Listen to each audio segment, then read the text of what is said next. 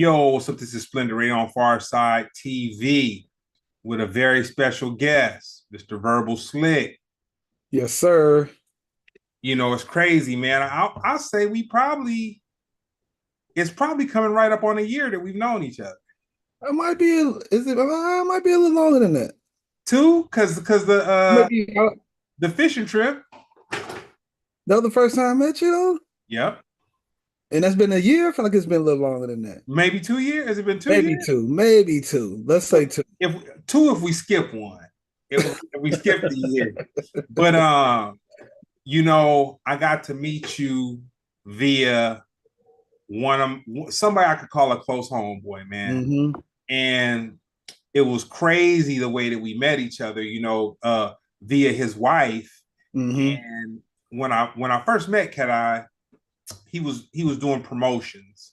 And one of the things that had impressed me about him, being from not being from LA, me dealing with the entertainment industry and dealing with Hollywood and people around Hollywood, not for whatever reason, when I think one of the first times I physically met him was in Hollywood or somewhere around there, and he was doing promotions or whatever. Hmm. But what impressed me about him is when you have people that come to LA from somewhere else, Hmm. either they're gonna make it happen or they're gonna get chewed up and spit out. You know, Yep. Yep. and that's a fact, man. And Yep. and it's funny. I was talking to one of my close homeboys today, and we were talking about somebody who I deem to feel is a little funny style. Oh. Um, I deem him no, no, I'm not gonna put that on nobody else. And Uh-huh. then we were talking, and I thought about, I was like, you know what? He not even really from LA. And the funny thing about it is, a lot of times you get people that aren't from LA that'll be funnier than the LA. How people try to say LA and Hollywood is so funny, this, that, and the third. You'll get these transplants that come out here and really start. They'll take the LA culture to a whole nother level, man. They'll rep the culture, and people will come across their path and thinking they, LA people this or that, and these people not even from LA. And be funny style. You know what I'm saying? I'm like, nah, man. My city is known for some stuff, man. But you know what I'm saying? I will say a fair percentage of it comes in from out of towners, man, trying to, you know, I can believe that. I can believe that. that's tight. But no, man, I met you via Cat Eye, and it Hmm. was it was funny because when we were going out on the fishing trip, I said, you know what? I'm gonna bring two people with me because I feel like it's gonna be the environment, just with Cat Eye's whole thing. And the funny part Hmm. about it is, if you don't know him, you would probably think, could a dude really be this cool? Could a dude really have Right, a positive outlook right, like that or whatever? right. I've never seen him get mad at nobody for real. I've seen him feel a way I about. have. let, But I've known him for a long time. I've known him for a long let time. me let me stop. Let's just say the 2005 to present version of Cat Eye that I've seen. I've never seen him flip his wig, man. So maybe I'm blessed that I And have. I'll say this: I ain't never seen him flip his wig over somebody who didn't have it coming. Okay, but a very protective brother though too. Yeah, Like for yeah, sure. yeah, that's it. Um, I said, you know what? I'm gonna bring Slink, and I'm gonna Mhm. bring this airbrush artist, Nikki McGee. Yeah, I yeah, said, yeah, man, I'm yeah. gonna bring these two cats out to celebrate Cat Eye's birthday because I don't know. Like I told them both, I don't know what you're gonna get out of it. I got you guys. We're Mm, gonna go and hang with my peeps, but mm, they're really some cool people to be around, and mm, I just don't know what you can pull from it. hmm, So hmm. um, went out on the fishing boat, did our thing. And the funny thing about it is, it was a couple people on the trip that were associated with the Rams. And before you and I had really spoken or anything like that, um, you were kind of dressed like a football player. So before we got introduced, What you talking about? you had your black leg pants on, and Oh, and I was like, okay, man, is this a ram that we got out here? Because we had some of the higher ups that was on the boat, and I was like, okay, what's going on? You thought And I was a then running back, dog? you could have pulled you could have pulled it off. Oh my But the god. cool part was, Nikki got to just be around the whole vibe of what was going on. But I'll say, other than seeing Cat Eye really appreciate his birthday out on the boat fishing, woo woo woo, to see you and Slink go back and forth over your cameras and all that kind of stuff, I was just like, oh man, this is tight. I pulled on my end of it. I pulled the right people into the whole For thing sure. where, hopefully we could get something out of it. And then our other degree of separation was rest in peace, Drez the Beatnik. Yeah. Oh man. Yeesh. And so the first time that I met Drez, I was in Atlanta for my first time. And Mm. he was the MC of the night for this little club that was going on and Hmm. whatnot. And he had, at that time, he would wear the Cub Scout shirt with the tie, and then he would rock the Okay. beret. He was still rocking the beret, Yeah, but it was yeah, like yeah. the Cub Scout type thing or whatever. Okay. And the funny part about it was, I just looked at it like, well, he represents Atlanta culture, and he represents the opposite of like the gangster and all that kind of Mm-hmm. Atlanta, but like the real hip, Mm-hmm. like Mm-hmm. the non-commercial hip hop side For of sure. Atlanta. Yeah. And so Mm-hmm. years later, I saw him at an event that Jack Daniels had sponsored, Oh, it's and hilarious. it was a party. It was like a party that they would throw city to city, and Jack Daniels would sponsor it, and they would get artists to come and dude, I had never seen nothing like this. So they got an arena. It was a small arena, but it was an arena. Uh-huh.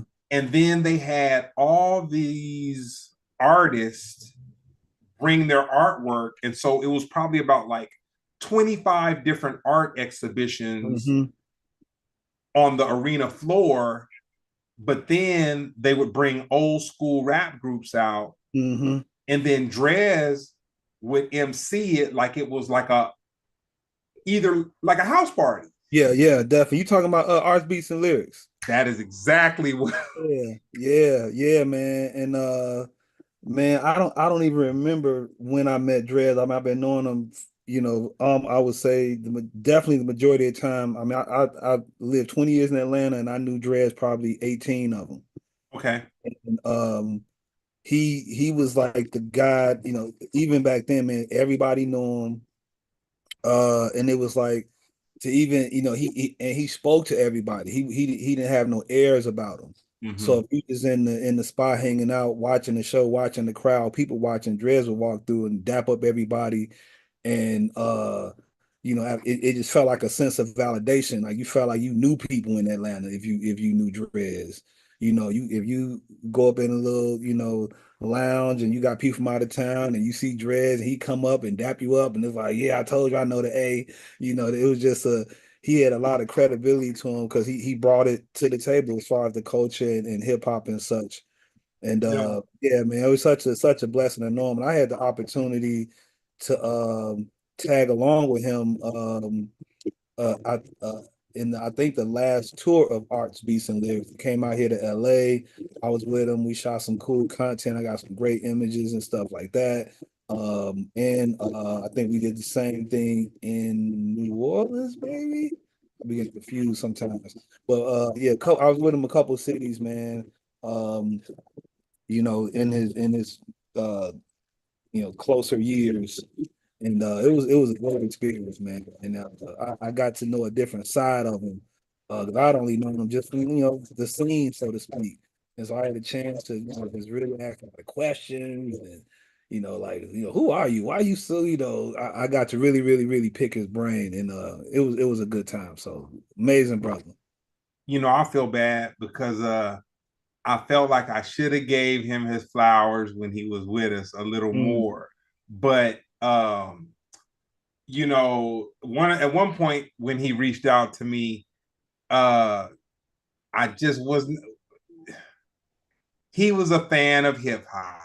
For And sure. one of his requests had to do with him being a fan of hip hop. Yeah. And it was something that I was kind of involved in or whatever. And I just kind of didn't want to. And so I was just like, you know what I'm Uh, saying? it was like, but nah, dude, rest his soul, dude. He was a great yeah. dude. As a matter of fact, uh, what so Atlanta's culture in hip hop is so rich, and it's kind of a shame that people only can associate Outkast Mm. or Ti, Hmm. with the Atlanta culture. But I'm gonna tell you somebody from Atlanta who hit my radar, and he's dope, dude. Like Yeah. Four Eye. I had a feeling you was gonna say that. Yeah, people. I don't know about outside of Atlanta, but definitely in Atlanta, people definitely checking for Four Eyes. I'm gonna tell you what the issue is, man. What? He's non-filtered. He can rap. He definitely can rap, and he's dope. Mhm. And he can write, and he has everything. But his content is just too hard, man. I would Um, say, okay, I'll tell you who I would compare him to, not by style, but content. He's almost as real as this dude named Immortal Technique, which he's an yeah, activist. Immortal Technique is an activist. Like, oh man, he goes in on like Immortal Technique was like, man, everybody talks about how people got rich with the slave trade, and Immortal Technique broke it down was no, cotton wasn't the biggest crop, no, sugar wasn't the biggest crop, hmm. breeding people was the biggest crop. Mm. He said nobody. So anyway, I just say that. But Before Eyes is kind of like unapologetically uh non-filtered like that. Like Yeah. he'll So off that mic, he canned it. yeah. And then speaking of Atlanta, also I interviewed Star. I don't know if you know her. She's a female MC, and her Four Eyes and Doom linked up, and they did a couple songs together. As a matter of fact, one of my favorite Doom songs, uh, I had told her and I told Four Eyes when I would screen print sometimes late, and I had like big jobs. I would Mhm. bump Doom to just keep my head in the space of just like Mhm. of grinding. Mhm. And I think the song was called Guinness's. I think it was called Guinness's. But anyway, check out Star. Uh, Mhm. Definitely Four Eyes and whatnot. But no, Atlanta has a lot of culture that people outside of it, they're Mhm. just not privy to get it. Yeah, especially yeah, if you haven't, been there for some time and just kind of, you know, been up and down the road and met people and interacted with people outside of just the club scene, the party scene, but just everyday life type stuff. Things will come across your filter and your radar. You're going to Centennial Park for free concerts every Wednesday and seeing new acts and unsigned acts and people that's out and you're like, oh, where could I see you again? And people shouting out, I'm gonna be here Tuesday, I'm gonna be here Friday, and you going to venues that you may not normally go to places that's not shiny and got sections and you're gonna be standing on your feet and the show gonna be 30 minutes late and a host like Drez is gonna come up and you're gonna see some things that you might not like and you're gonna see some things that blow your mind.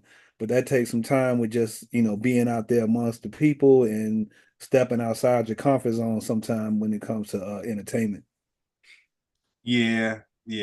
So I gotta, speaking of those who are no longer here with us, man, Malcolm Jamal Warner, man. Oh man, yeah, yeah, yeah, yeah, That was a hard one. He yeah. like we grew up well, you not too far from me or whatever, but we grew up with it, man. I definitely grew up with Malcolm for He sure. was the Yeah. positive, and that's the thing. Not to make, not to sound like an old dude, oh, my generation was rah rah rah.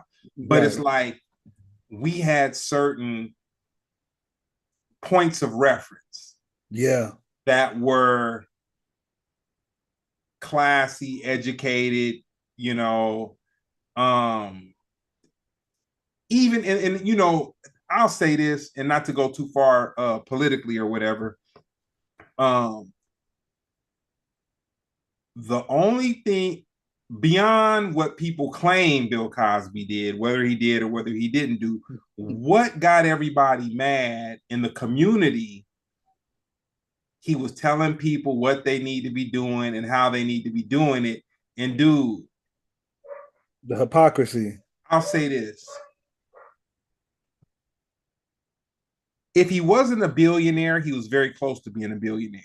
And so when you come from that, if you're not trying to put your hand in it and help it, there's nothing beneficial that you're doing downing what someone doesn't have that you have. Like years ago, when I was vegetarian, and one of my close friends, he was also vegetarian. Even though he was vegetarian, he said something to me one day that kind of made me scratch my head. He was like, you know, how somebody gonna tell a mother of 4 kids to not buy a couple pounds of ground beef to make hamburgers or tacos or whatever when it's cheaper than all this vegan stuff or vegetarian stuff or whatever. And like, man, she gotta stretch what she got to For keep these sure. kids, whatever. So, you know what I'm saying? So it's just one of those things, man. But with Malcolm Jamal Warner, man, when I heard he passed, I just remember my high school, after graduating from high school, just he not only did he play a good role, but he was a thespian. He could act.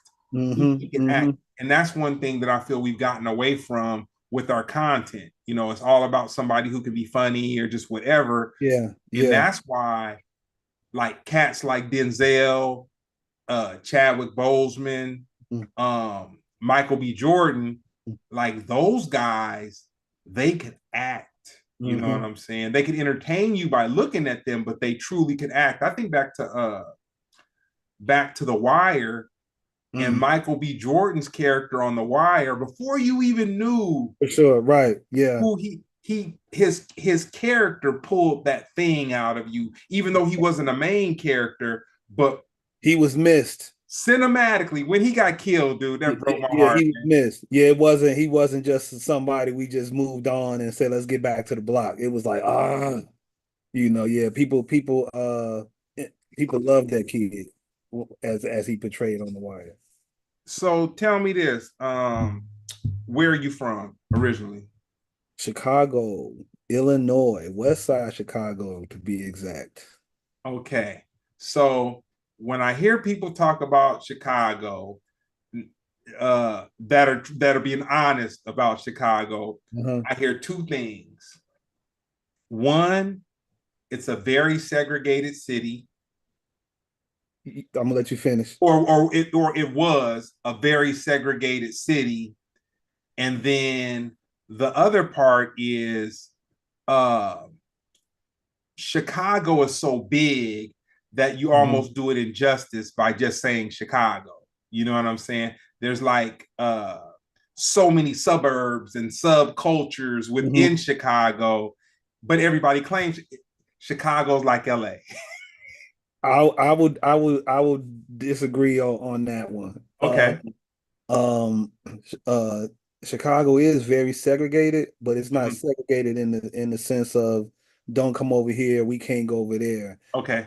But it is segregated. We got towns, and like the West Side is probably 99.8% black.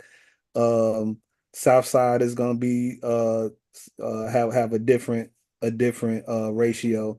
But overall, in my opinion, we all play downtown. I think I would say downtown Chicago is where everybody integrates. But Okay. it's nothing for me to go to Italian part of town and go get something to eat. I'm Okay. not necessarily Well, hang out. I'm Huh? not speaking segregated as far as like people being mean to each Right, other or like right. that. I'm just saying you have certain parts that are heavily like that, Absolutely. like how LA, hmm you kind of got it, but everybody just mixed. You can't even outrun it, man. Right, right, right. For sure. You, But you yeah, it can't is outrun it. But Chicago. out there, like Yeah. I was described, like there's a serious Latin part of town, and then there's a serious Italian Polish, part of, and like you have these Italian, parts, and the that's what I mean by Hispanic. segregated. Yeah, no, you're right. No, you spot on. That like Yeah. definitely spot on with that. Um, Now as far as like the suburbs, I would say it's more it's not as gray as I feel like with LA. I feel like the depending on like the immediate suburbs, I would say yes, because it's so close and you got, if you're from Maywood, Bellwood, Oak Park, Schaumburg, you're probably in the city a lot. Mm-hmm. Even if you was born out there, you're not you a suburban kid, but you definitely, been in the city a lot. But it's a very hard shift. Like when you leave the city limits of Chicago, the streets are cleaner. Just like the next block over, like it's a visible difference. Like the minute you step outside, of Chicago proper, it's different versus LA. I feel like it's so expensive. LA is crazy expensive to me. And Chicago is big too, but I would say it differs. I'll say this to you: the side of town that you stay on is uh, very expensive. West Side. It's more expensive where I stay, man. Hey, man. You mean in LA? Yeah, yeah, yeah, yeah. Oh yeah, yeah. Oh, I were you thought you saying meant Chicago. Chicago's very expensive or LA is No, very no, no. expensive? I just misunderstood. No, I don't Okay. know. I mean, I'm not. Well, I don't want to say. Well, I don't want to make it sound like that. Well, where you stay? Where you at? Inglewood or something? Where you? I'm further down. I live in Harbor City, which is by San Pedro. You not originally being from, so I'm at the end. So you know how Pasadena is the end of the 110? Yeah. I'm at the other end of the 110 by the water. Mm. Not the beach. Don't no, we're not gonna say it's dope like that. Water. Water. So I'm near like San Pedro, Carson. That's good. I mean, yeah, it's I'm gonna pay more because I'm closer to the city. Exactly. So for Yeah. me, I'm like 40 minutes out, 35 minutes out. You know what I'm saying? No Okay. traffic. Okay. Okay. Oh, woo, sheesh. Okay, Yeah. got it. Got Yeah. it. He said So no traffic. you, Okay. but it makes sense because you coming from somewhere else, you want to be not completely in the mix, but you don't want to be too far from the mix. For sure. When we first moved here, we moved to Hollywood. We was in Hollywood. I was like, we was in it. You know what I'm saying? And I was like, I ain't know no better. But we had a nice place. I had a great experience, but boy, Hollywood. And now we over in Burbank. So to your point, not too far away. I'm right over the hill, go over the little hill, boom. Burbank is the nicest side of town, Yeah, man. but I can come back over here and it's quiet, nice and boring. I love it. I'm gonna tell you something that I used to eat when I was in Burbank, and I didn't realize there was one around the corner from my house. And but I really didn't like the Burbank one, Ooh, but a Paquito Mas. really? So no, let me tell I you don't something. really mess with them that much either. The Paquito Mas in Burbank's not dope. The one that we used to have over here by where I live was dope, I can believe that. but I didn't mess with it because of the Burbank experience. And then when I finally started to mess with the one around the 5 minutes from the house, they went out of business. You know, And what is up? I feel like LA, the Mexican food scene is not what I expected. we gonna hang out, and if you come on my side of town, we gonna do a mukbang. Okay, what's a mukbang? We gonna eat and talk about it. I'll bring Slink out too, even dying for us to get some, because he likes the video, he likes to vlog everything. Like Mm, you know, he's one of the he's a very smart guy, man. People can let the comedy throw them to the left, but dude, he's an accomplished photographer too. And I like can believe it. he's one of those people. Whatever has his attention, Mm, he'll obsess over it until I'm not going to say he masters it, but he'll right, do it right. better than a basic person just picking it up and trying to mess with it. You know Yeah, what I'm yeah, saying? yeah, yeah. I can believe that. Yep, I can believe that. So tell me this: you moved from Chicago to the A, from the A to LA.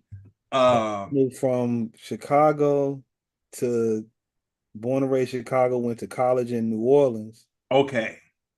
and went to Atlanta, raised the family. Then me and my wife and I became empty nesters. We moved back to New Orleans, doing some work stuff, co-managing Bayou Classic. And then from New Orleans, we came to LA. Man, that's crazy. You know, I got a couple partners that graduated from Grambling. I went to Dillard in New Orleans. Okay. But yeah, I definitely know a few people that went to Grambling for sure. So that makes sense. That makes sense. Oh man, this verbal slick is cultured like a mug, man. He We've done been been we've been he done been a around. couple places. So Been, tell me been this. around. Yeah. I know that you work with event production and everything. You're a dope photographer. Thanks, man. If you had to toss it up, photography or videography? Man, that's tricky, dog. Because that's I ain't gonna lie, it's tricky, but I think I would lean toward photography. Okay. I think I would lean toward photography. Okay. And so how did you transition? How did you start doing photography? Man, I started doing photography, um, with Essence Festival some years ago, Mm-hmm. and I had by one way or another I was able to get access to the photo pit in the front, but I wasn't a photographer at the time. But I was able to get access badge to put me in the photo pit. But to be in the photo pit and have that photo pass, I had to have what they said was a professional grade camera. Mm-hmm. And so I was like, I really wanted to just be in the photo pit just to stunt and take pictures on my phone. But they was like, you got to have a professional grade camera. And so from there, it was like I was like, mm. I kind of I borrowed a camera from my aunt Daisy, and she shipped it to me, and let me borrow shipped it to me from Chicago to I was in New Orleans at the time, and I was on YouTube watching tutorials about the camera as it was being shipped to me. So when it got to my hands, I was kind of already down the road, and that experience alone just kind of like really like sparked some like I never turned back from it after that. Like it was like I was like, oh, I got to get my own camera now. Like just being capturing like the performances like New Edition, Usher, just to name a few, and I was like, I'd never even been that close to artists like that. I never been that close to a live stage before. Like all that was like really, really mind blowing for me. And then getting back home, going through the photos and stuff, I was like, that's like just the memories of it, And I was like, man, that's kind of crazy. I was able to do this and do that. And then I was like just really, really, really thirsty to make my photos better. Even though I liked what I saw at that time, but I always felt like they could be better. And I just went down this crazy rabbit hole of learning about photography, cameras, and well, not cameras, but a camera, Mm-hmm. how to shoot and stuff like that. So whatever. Yeah. So I'm gonna tell you the kind of guy I am.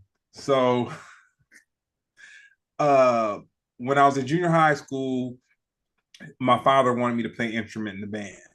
Mm, Um, his purpose was if I could have an appreciation for music and in a perfect scenario, play an instrument, whether I was watching a movie or a play or just general listening, I'd have a greater appreciation for music.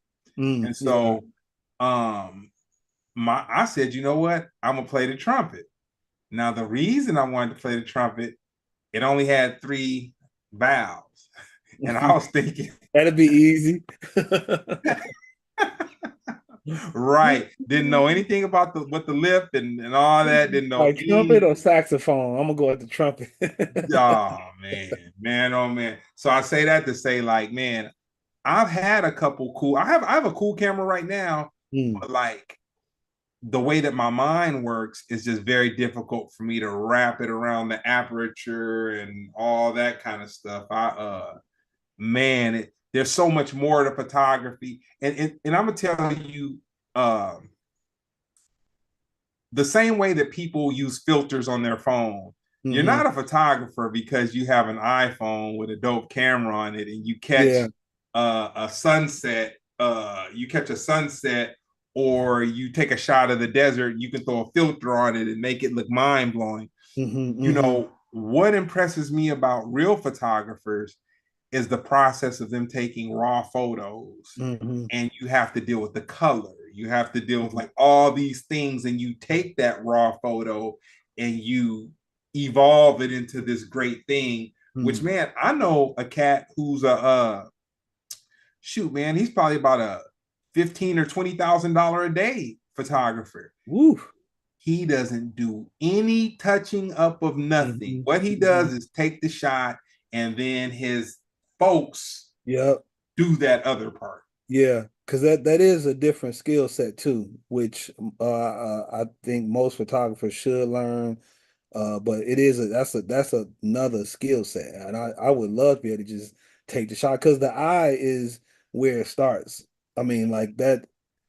Um, somebody taking, a portrait of you, the way they stand, whether they high, low, if they leaning you to the side, the way the light is hitting your face, all those kind of things go into it. And so you gotta develop an eye over time for that. And I'm always in development. I'm always like constantly learning. So it's a never ending process for me. Dope. So, music. I'll say for the last 8 months, I listened to one complete album on the weekends in Mm. a day, like without any breaking or nothing like that. I'll just listen to Oh, an you album. just a different album, you mean? Yeah, Oh, wow. Okay, okay. because I feel like um, we as people have gotten away from listening to albums in their entirety. Yeah, And I yeah, kind of feel definitely. that that's almost like speaking a language or something like that. I feel like Yeah. if people just cherry pick streams and always listen to mixtapes and mixes and all that, you're gonna forget that part of listening to an album where it starts you at one point and it takes you somewhere else. Hmm. And you can't get that by on and off of it. You know, Yeah, you yeah, definitely. Yeah, yeah, yeah, definitely. yeah, you can't get that by on and off in it, and you can't get that by just liking one's, not allowing yourself to even like another song and just having one Hmm. song that you like and just listening to it over and over and over again. Hmm. But Hmm. I recently purchased doubles of the Clips' new album. Mm. I'll say the Clips album rollout is about the best album rollout we've seen in a couple years. Easy. I mean, And but for a hip hop act. the cheat code, you got Pharrell and Louis Vuitton and them recording their album in the Louis Vuitton studio. Then you have uh them being in a situation with their record label. It kind of Hmm. gets highly publicized. Drama. Got And some drama in there. and then Rockefeller says, or Rock Nation comes and says, you know what, I'm gonna scoop you guys up. So that's just, they get scooped up by a superpower infrastructure that Yeah, could support it. yeah, Then on top of that, you know, whenever Kendrick gets with Pusha T, man, oh my yeah. goodness, dude, like Pusha T's not a battle rapper, but he's the coolest battle rapper. Right, right, right, right, right, right. He's the coolest battle rapper, and I've said this for about the last 3 episodes, but when I first started reading the comments on um the their new album, and I believe that they had I think it was Ace God Trumpets. sort them out. You said, huh? Said, let God sort them out. Man, let Title. me I'm just tell trying out you. the title. No, that's cool. So I was reading the comments and somebody said, man, you think for 20 years I'm gonna listen to somebody rap about cocaine and be hyped and all that. And they answered them and they said, "You're absolutely right. You're absolutely right. They're the best at what they do, man." Yeah, yeah, for sure. And I want to add to that rollout was the reunion. You know what I'm saying? So it's not like they've been together and they just, been dormant. You know what I'm saying? It's like Push been carrying this thing on his back for Man. a minute, like a minute, and then you got Mal. It was like people saying this was like Smoking Stack from Sinners. It was like, what I'm saying? It's like we know they're not twins, but they definitely interact as if they're twins. They have a high level of chemistry. Uh Shoot. Then they put out the Tiny Desk with Daru on the drums, and it was crazy. Like you say, that rollout was a case study. Man. I was telling my buddy, I was like the promotion campaign behind this was crazy. And And I the haven't fashion, seen that in a long time.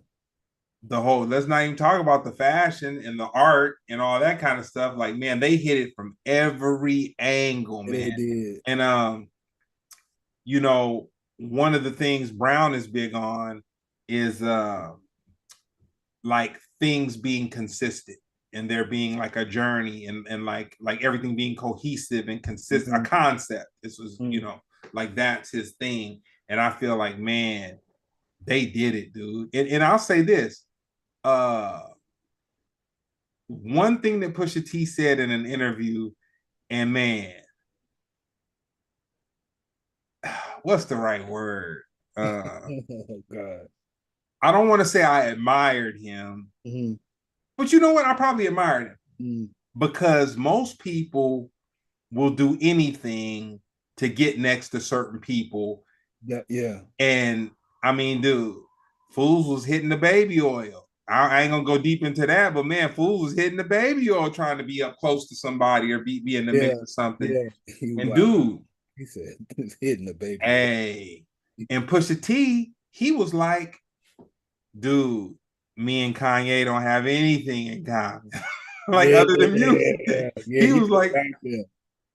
other than music, there's nothing we like the same. There's nothing hit the political view, whatever conversation, just whatever. We have nothing where 99.99999% of the people, dude, they'll jock a person so much that Definitely. And it wasn't a diss. yeah, It wasn't he didn't I felt like he didn't even say anything negative. no, mm-mm. He was just like, as for me in my house, I Yeah, ain't I can't rock with him. yeah, Yeah, yeah, but you right. Yeah, nobody else, especially on that stature, saying nothing like that. yeah, man, Elon Musk. We gonna get more into what you do. It's just so much. I just want to build you up.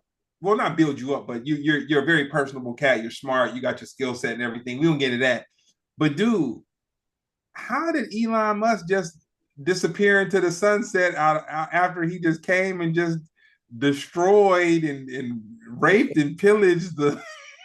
He had to get back to work. He had to get back to that cubicle. It lasted only so long, man. Yeah, And he and had, I'll he tell had to you get, what my theory is. And dude, case point, you can be the richest person in the world and feel like you don't do anything. But hmm. dude, even the richest man in the world doesn't want to be unpopular. Yep, You know yep, what I'm saying? yep. Or I'll say this. It's okay to be unpopular to people who you deem below you, Hmm. but people who are at your equal and that have what you have or they're in Hmm. your atmosphere. You know what Hmm. I'm saying? Dude, nobody wants to be that guy. Right, right. It's clearly from the White House on down. So, yeah, that's all I had to say on that. I just really, I was thinking about it today, and I was like, man, fools really don't even talk about Elon Musk no more. That's like, Yeah, he out here. oh, I'm sure, I'm He sure. out here trying to buy all the water on the planet or something. I'll tell you what he did. he did to Donald Trump what Hannibal Buress did to Bill Cosby, man. Oh Just man, kicked one little lyric, dude. One little lyric, and it never stopped, dude. yeah, he popped off. He popped off the Epstein joint. Dude, it ain't never man. The steam ain't it It ain't ain't even stopped. settled. It ain't even settled. The It ain't steam is not started. even settled. I'll say Yeah, it ain't even started, man. It's taking a yeah, while to just, yeah. but I say this. That's what Donald Trump gets because there was an episode in The Wire where I'm a Super Wire fan, and Mm, Marlo had walked into this corner store, and so he went into the corner store and he was buying, I think, some water from the lady.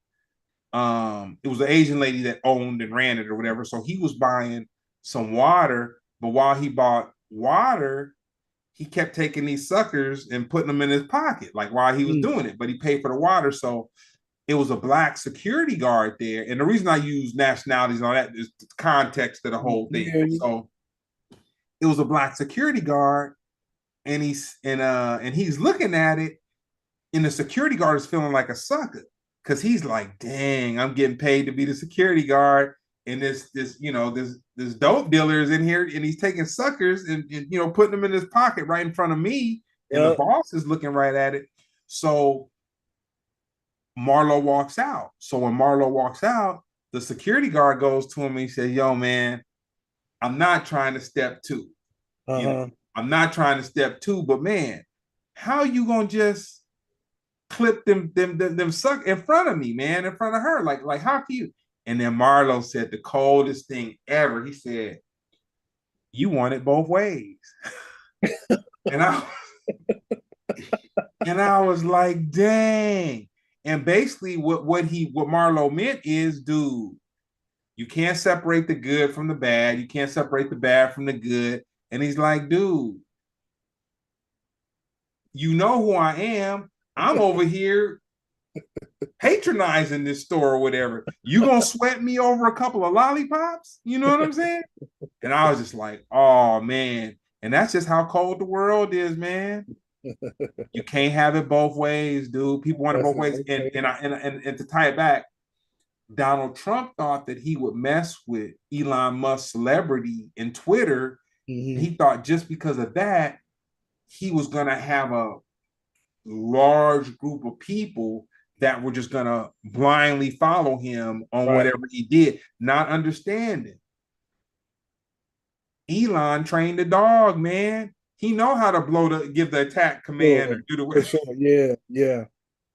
Yeah. Man. Man. Man. Boy. cool. So now, how long have you been doing event production? Oh man, probably shite. Well, I say 15, 15. It was about Okay. 15. So before COVID, would you say event production was crack? As far as people having the money, the budgets, and everything to kind of like, Yeah, yeah, yeah, yeah. It was, yeah, it was out, we was out here trapping. Yeah. so when COVID hit, how long did everything dry up for? Man, oh man. Couple years. Okay. Years, man. So I'll say like 2, 3 years. I'm gonna tell you the trick that got played. COVID shut everything down. They gave everybody all these stimulus opportunities Mm. to defraud the government. Because some people were legitimate with it, but then a lot of people they just came up off of it. Yeah, for sure. Now, Yeah, definitely. Yeah. now that gave the economy the appearance that there was a lot of money going on and a lot of business and like people should have faith in the economy and whatnot. And I'll tell you how I personally saw the effects of COVID, um, the pandemic on the economy and everything. So, for years, I've bred different dogs. I'm on Old English Bulldogs right now. I haven't probably had my last litter like 2 years ago, 3 years ago, something like that. You have dogs like today? I have a dog. Okay. I have my male died, man. Chalky White, Oh boy. man, Oh, sorry to hear broke my heart. But that. I got his son at my father's house, and I got another female at my father's house. But I don't have a breeding pair right now because when my female would go in the heat, dude, that dog would drive me crazy for 3 weeks, dude. I feel guilty because I'd have to sedate it. Cause dude, he was just What you mean? give him a little bit of I don't even THC want to love, know. I don't even THC want to love, know. THC love on him. You know what I'm saying? Dude, that dog would bark for he'd bark for 3 weeks straight. Mm. He'd start off with a what's homeboy's name? With an Eric Benet falsetto. And 2 weeks into it, he was Barry White on him, man. You know what I'm saying? That's hilarious, dog. You 2 weeks in, he was big. So yeah, so I haven't gotten him a mate yet. I'm gonna get her a mate, but you said English bulldog? Old English. Old English. Okay, I'm doing my. So Old English are a Oh, cross between a bulldog, a pit bull, yeah, I can and see it. then the French Mastiffs, the Bordeaux's. And so they look like a tall English bulldog, but that pit in them, Yeah. and they've been doing it since 1975. So like people aren't purposely breeding pit bulls into these dogs today. This is a breed that was established in 1975, and it's just done whatever. But see, the pit bull in them, it gives them that get up and go. So Mm. imagine a bulldog that has the heart of a chihuahua, like how Oh, chihuahuas go off and they got that yeah, drive, they yeah, got that get yeah. up and go. But this dog is big enough to get up and go. Wow, You know what man. I'm saying? So yeah, so I did those. And Hmm. the place where I would go to get like my pregnancy tests and the ultrasounds and all that, homeboy was like, so he lives across the street from the Compton Cowboys. Hmm. And it's a place in Compton with, like, people ride horses up and down the streets, whatever, Mm-hmm. whatever. So homeboy, he had a $50,000 bully. He had some Frenchies that, $50,000? oh yeah, $50,000 male dog that people was paying like between $5,000 and $10,000 to stud it out. Mm. To let his dog hit somebody else's dog, Right, plus he right. gets pick of the litter like between $5,000 and $10,000. Wow, But wow. no, but it gets better though. So Pete, how he made his money was they would sell dog food there too, and then give all the shots and for dogs and whatever. So Frenchies were going crazy. So he had some expensive Frenchies too. Um, he was able to make about $5,000 a week because he would whelp litters of Frenchies. So Frenchies, What does when that they mean? had, huh? You said whelp? Yeah. So What? so Frenchies, because they can't have natural birth, they're really not that good at taking care of their puppies because they do C-sections. And so there's something about the baby actually passing through an animal, which Mm. the animal has a connection to it. So with Frenchies, the Uh, mother doesn't always connect with them. And so people don't want to have these litters worth, $100,000. The mother just goes Rambo and destroys all the pups. And right. so after you do the C-section, you take the puppies to a person that whelps them. So what the whelper does is he feeds them around the clock until they get he takes care of the puppies until they can eat hard food, solid Mm. food. Oh, wow. People pay $1,000 a week for that Dude, I'm in the per wrong. litter. I'm in the So wrong. he would do like 4 litters at a time. And it was genius kind of how he did it. So what he would do is he'd get these litters and he would feed the puppies milk independently for like 2 weeks. Mm. Then he would take these little ribbons, and every litter, all the puppies would have a different color ribbon on them. And Mm. so he was pretty smart. He could get a puppy on mush at about 3 weeks old. So the first 2 weeks was the hardest, which that's $2,000 though per litter. And he's doing like 4 litters at a time. So when he got him on the mush, he would just let everybody's dog go, and and they would just mass feed, and he knew which litter they were from because of the bow. But Mm, anyway, we're talking about mm, COVID and like what it did. So after COVID was over, I went by there and I was like, dude, you was making like, $4,000 a week. Then you were breeding your dogs, and everybody had money to get these $100,000 Frenchies and all this, that, and the other. And I said, man, now that the economy is different, what are people doing? He's like, dude, people can't get rid of the dogs now. So when people got their stimulus money, a lot of them was like, man, I'm gonna start a Frenchie business. I'm gonna start, I'm gonna start these dogs. And the cold thing, where we are in the economy now, people can't even afford the dogs. mm. They can't afford them. So after COVID, did things really pick up with some of that stimulus money for you as far as productions and stuff like that was concerned? Or did it still kind of crawl for a while? It definitely crawled for a while. I mean, I didn't get no stimulus money, so and it started picking up for us as Hollywood started coming back, and studios started doing activations and screenings and stuff. Um, our our our line or our lane is more in like film screenings, and more like large scale events.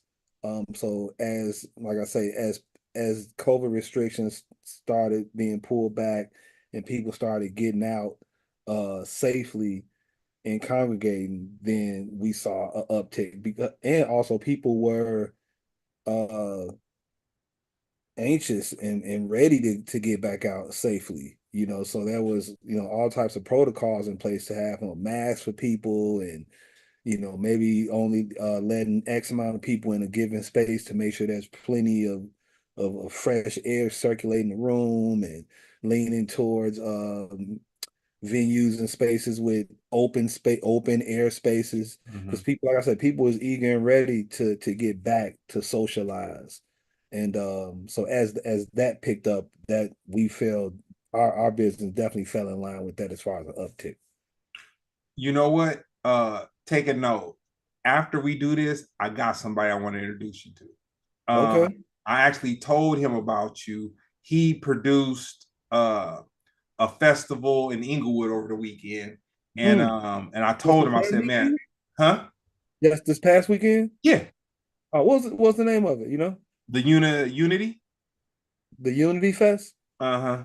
I'm gonna have to look that up. I was It trying was to. it was at a park, so it's a city thing. It's a city thing, Okay. but they bring me in on the CH1 Media side to do printing, like for different stuff to assist with the production. And when I was talking to the showrunner, um, I told him about you, and I said, you know what? I like the way you get out and you do business. I know another cat that does events. I know you probably got your people. I know he probably has his people, but good people are so far and few. The Yeah. least I could do is put you guys together, and maybe if you need a resource, you could pull him, and if he needs a resource, he could pull you. And Yeah, man, I don't know definitely. what can, you know what I'm saying? Yeah, it might make magic. You never know. So yeah, definitely. Yeah, no, but you definitely gotta put your people in touch. So right now with event planning and promotions and stuff like that, have things pretty much got back to normal, like or better than before COVID? No, I wouldn't say gotten back to normal, and definitely not better. Definitely not better. But there's been some normalcy, you Mhm. know.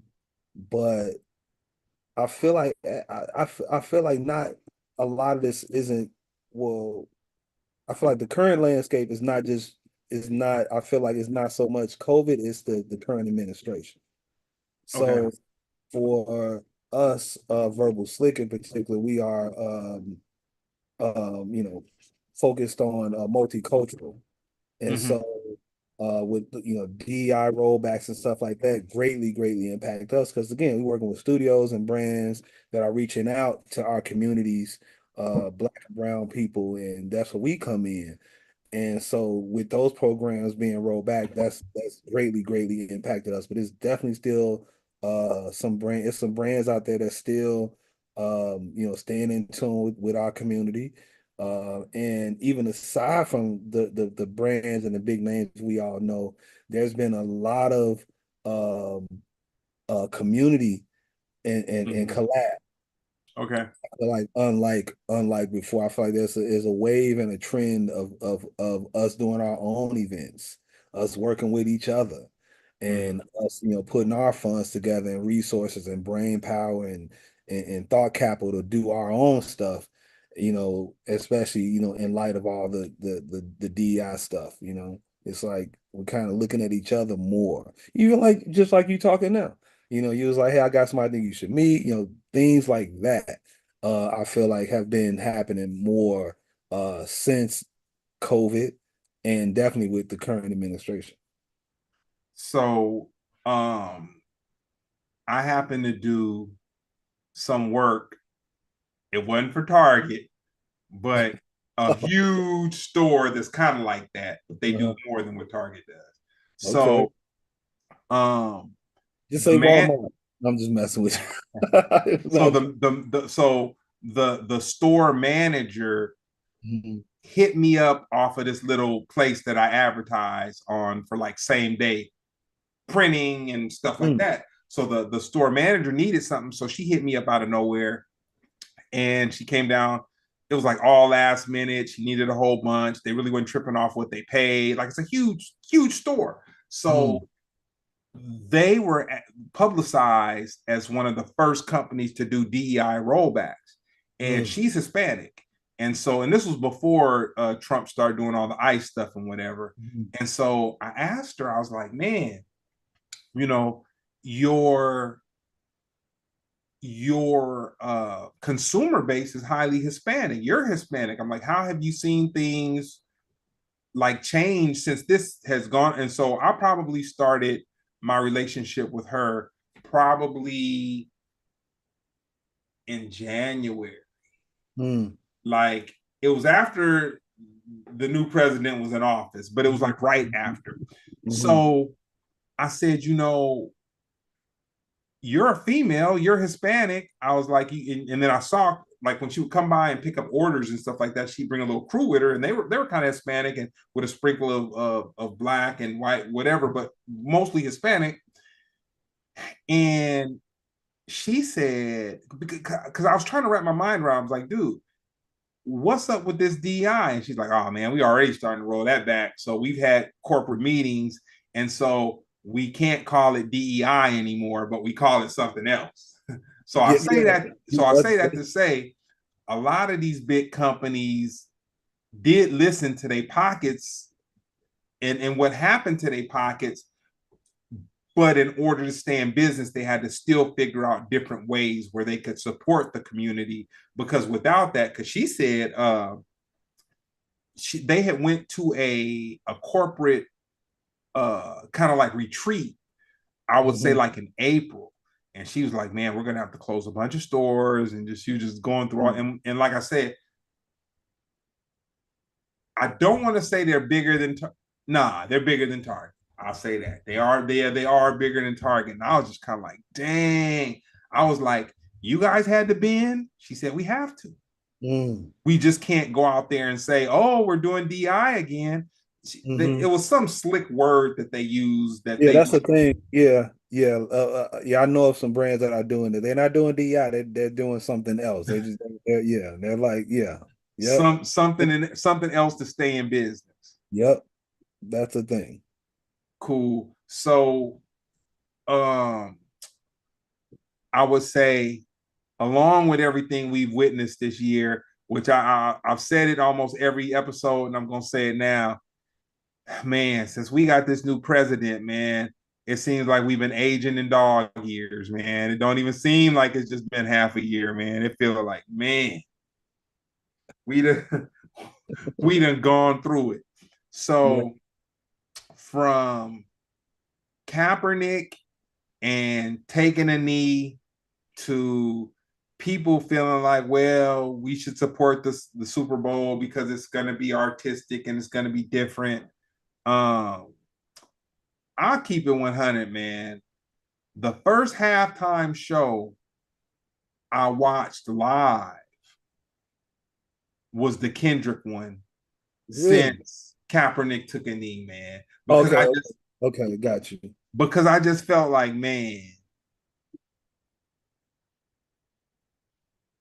I know that I don't I eat pork, man. You know what I'm saying? So I, you know, Yeah, but that was an ill confession right now. That was oh man, but but I could not buckle to watching the Super Bowl because Jay-Z came and said, "Oh man, we're beyond kneeling, man. It's all yeah, you know, you yeah, gotta let that go."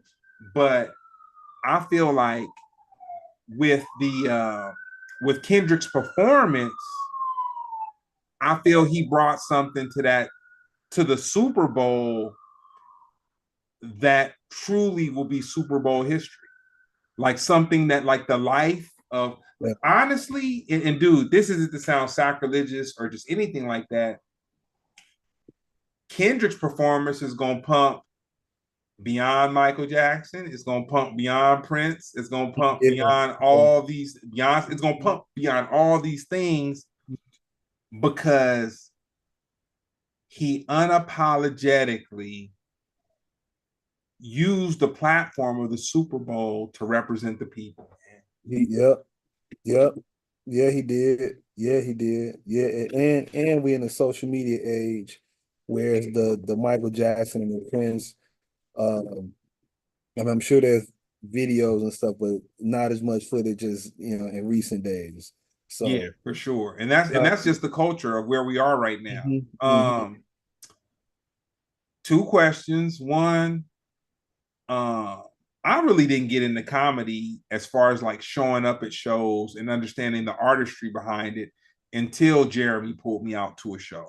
And then I saw, even though Slink is my partner, but he's my partner outside of that. So like Okay, I probably seen Slink do two or three stand-ups. that's crazy. We homeboys. We don't do We that. don't support each other. No, it's not support. It's not support. That's Yeah. his thing. You know what I'm saying? Like shoot, he don't come and hang up with me at my screen printing studio or whatever. You know, he's not hanging out and kicking it and whatever. We kick it, we talk about life, we eat, we're homeboys like that. You know what I'm That's saying? okay. So That's that dope. yeah, so that's what it is. So with that being said, what's the dopest comedy set you've ever seen live? Oh, live. Yeah. Jeez, dog. Man, you know what? Live, I think I would have to say Earthquake. Okay. I think I would say I've seen, man, I've seen a lot of comedy over the I got years. let down, man. And I'm not gonna be labor. I've said this story a million times on here, so I'm not gonna get in all that. But dude, I saw somebody that I was hyped. I sat on a runway in Mm, Colorado, mm. plane delayed for 3 hours before I went to see this comedian. I was hyped. And they were taping the Special. uh-huh. And he was doing jokes two and three times. And I was just like, oh, and What he's you in mean, like movie. repeating them?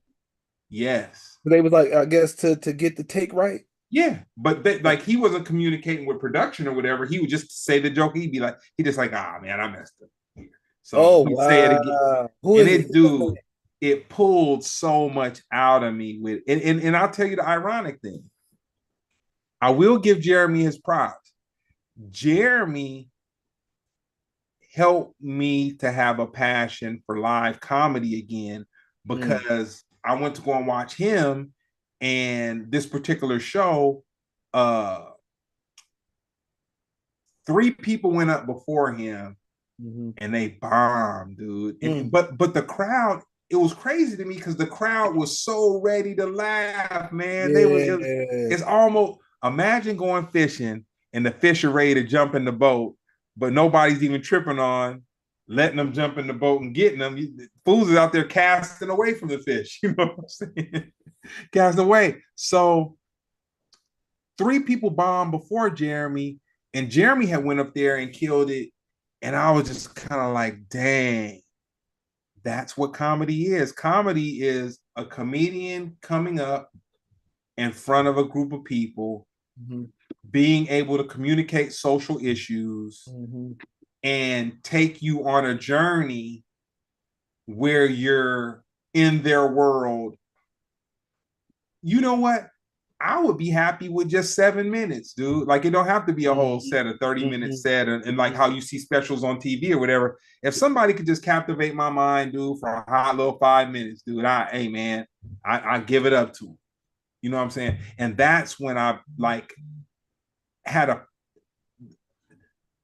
I began to have a passion for comedy, watching it. You know what I'm saying? Yeah, no, But I'll say my favorite comedian, Lavelle Crawford. okay, okay, He's okay. he's very talented, dude. Yeah, he is. Yeah, he's been doing it for a long, long time too. Yeah, Yeah, and I'll say, dude, he's so funny.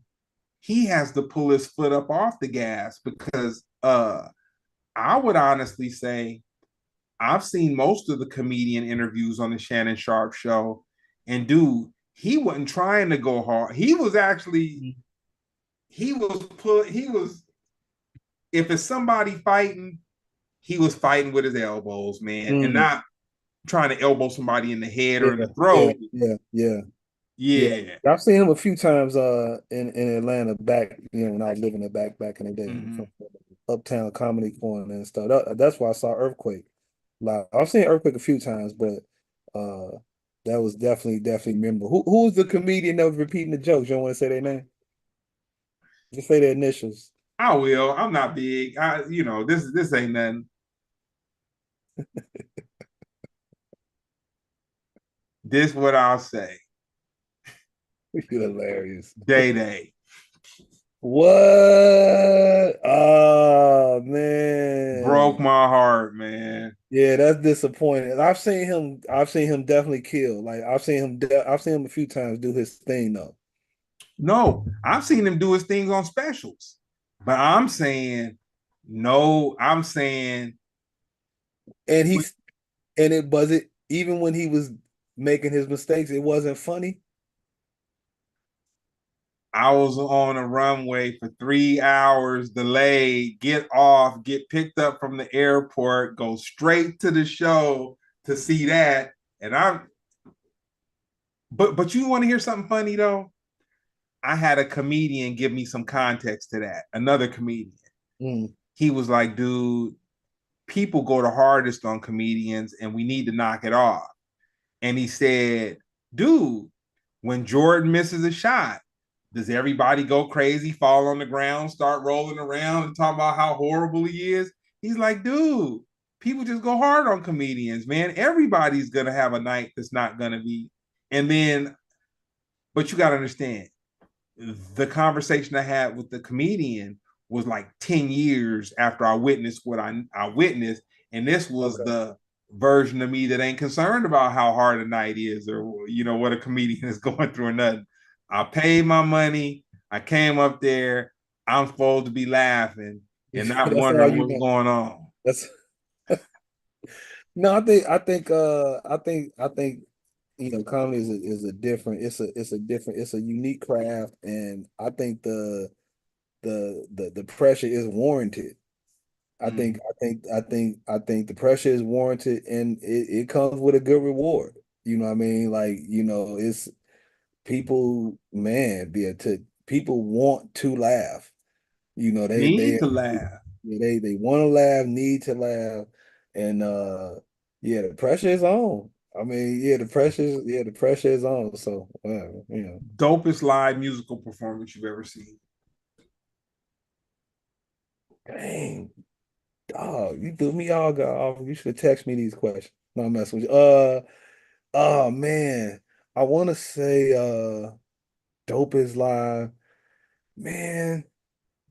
You killing me. You see, well, I was gonna say I was at a, f- a funk. There's an event in Atlanta called Funk Jazz Cafe, Mhm. and they would have a variety of acts, and I can't remember who necessarily was on stage because it was like a gumbo of different artists on stage rocking. Mhm.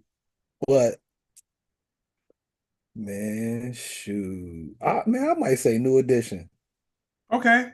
Yeah, Yeah, I get, I might say, hey man, I might say New Edition. You know what? I thought, yeah, I'm gonna just leave it at that. Yeah, I'm gonna leave it at I'll that. say for mine, I saw Jamiroquai Mm, at Coachella one year. it's crazy. Man, it was something else. I'll give you one other person. They weren't necessarily my favorite artist, but Hmm. their performance, which at Coachella also MIA, but you kind of can't judge people off of Coachella because they get so much money to do what they're doing. It's Hmm. almost like trying to judge somebody on the Super Bowl. Like, man, you're not gonna do something whack at the Super Bowl, dude. You're Right, gonna right, you're right. gonna have everything at your, you know, everything to do it. So I'm gonna hit you with one more question. Um, with the political climate, the way that people just communicate with each other, uh, I feel the level that the bar has dropped. Does fact checking matter anymore? I think it definitely does. I mean, it's a lot of dummies out there. So for them, I would say no. But I would say by and large, man, the truth still matters. I'll say it should matter, but I can't remember who said this, but I can relate to it. Someone said it. I can't remember who said it, but they said the lie is always more entertaining than the truth, man. Definitely. I definitely agree. I definitely agree with that. Definitely agree with that. Man. Dope, dope. So as we wind it out, I'm gonna give a shout out to CH1 Media. You can go and get your any type of printing you need same day. You know what I'm saying? You may be able to get it in a couple hours if you hit up the owner. You know what I'm saying? Nice. I might have to hit you up, dog. Yeah, you may be able to get in a couple hours, man. I pulled off a couple miracles today, like a mug You for a do client. the Chanel joint? You know what? No, my buddy does. Mm. Yeah, no, my buddy 3 minutes away, and we trade what we do back and forth. So that's yeah, so that's what that is. But what things does Verbal Slick offer as far as event production infrastructure? Uh, strategy, publicity, PR publicity, um, marketing of said event, um, logistical execution of the event, like from start to finish. Mm-hmm. The layout of said event in a venue, all that, it goes into that, getting people in, you know, just you name it, top to bottom, for as far as an event, logistical planning, marketing, the publicity, um, uh, content creation, content capture. Yeah, Question. I said it was gonna be the last one, but you just made me all think good. it's a good one. So one of the things that I started to notice while I was in my final years of road managing and also managing a group, um, I noticed that promoters would really get excited based off of social media interactions when it Mhm. came to their events. Mhm. But I always felt like social media is a tool. Social media is a is a condiment. You know what I'm saying? It's something to make whatever you got a little cooler. You know what I'm saying? It can enhance. but it's not gonna be the protein. It's not gonna be the main whatever. I've seen promoters get mad because they're like, we got so many likes and shares, and Oh man, yeah, no, yeah, right, no, yeah, that ain't it. I see what you're saying. Yeah, that's not going to be a indicator of turnout. Yeah, yeah. that's not going to be a strong indicator of turnout. We're more hands on, I guess. Like we're gonna have a dedicated RSVP link. We're Mm-hmm. gonna be monitoring that thing, seeing how many people are actually RSVPing, saying that they're coming. Names, email addresses attached to it. What was the name of that event? It was called Art something. Arts, beats, and lyrics. Dude, let me tell you something. My mind was blown. I want to say we did that in St. Louis. It might have been St. Louis or something like that. But dude, I'm gonna tell you how my mind was blown. So we went to sound check. We're in this small arena, and I'm just like, man, they better have our money, man. You know what I'm saying? I'm like, they better have this second half of this bread because it don't look like nobody's gonna be up in here. And it was, it was all these so think of where you've been, but to explain it to someone who hasn't been, uh, think of a convention where you have a bunch of booths. All these booths were artists and their art that they were moving around from city to city for the installation of this. And in large art, not just Yes, a booth where they're selling prints or something like that. yeah, no, this was a moving museum, a moving contemporary museum There you go. is what it Yeah, was. yeah. So we leave to go back to the hotel, and I was going to eat. No, you know what? I ate a little something at the venue, but it was kind of like eh. So I was like, I'm gonna eat something at the hotel. So I was like, man, I just want to get back there. Let's do our hot little whoop whoop whoop, so I can get back to the hotel and sleep and catch this flight. And we came back, and the Yeah, line was yeah. wrapped around the convention center. And I hit the dude up. I think his name was John. My name might have been John. I can't remember or I I can't want remember. to say, huh? I said I can't remember his name off the Yeah, top of my. I can't remember his name, but I was like, man, how do you do it? And he said, dude, we have a demographic Hmm. of people that are older Hmm. and it's so crazy, dude. This was before people were collecting metadata and all that kind of stuff. Yeah, But yeah. he had a phone number, he had Facebook lists, he had a demographic of people who had mostly graduated from college, the grown and sexy, get out and party, but it wasn't about heels. You could come out in your Right. sneakers and Yeah, everything. definitely. Yeah. And dude, he pulled thousands of people like that out of the city. And I was just like, man, And it's a vibe. I would have been a losing man because I would have bet that we was gonna be standing up there in that convention, just like, man, Nah, yeah, nah. They have a nice following. yeah, yeah, they do. So with that being said, man, no, thank you very much. Where can people go to find you? Verbalslick.com or IG or Facebook at Verbalslick as well. Cool. Well, man, I thank you. This has been another episode of Splendid Radio on Farside TV. I'll catch up with you, and I'm about to call you right now and let you know about the that one that I was telling you about. I'm gonna give a shout out to my partner VJ. She's the magic behind it all. She keeps everything in line, keeps it keeps us in the fight out here in these Hollywood streets. So she's a genius on the event side of things. I didn't mean to cut out your call. No, no, no, no, not at all. As a matter of fact, I got to give a shout out to Cat Eye once again, man. We got to do that. Like, man, I should have been shouting him out through the whole thing, man. Real good brother, man. Real good. Well, Definitely. I'm preaching to the choir. I got it. Right, right, right, right. All right, man. It's been another episode of Splendid Radio on Farside TV. Peace.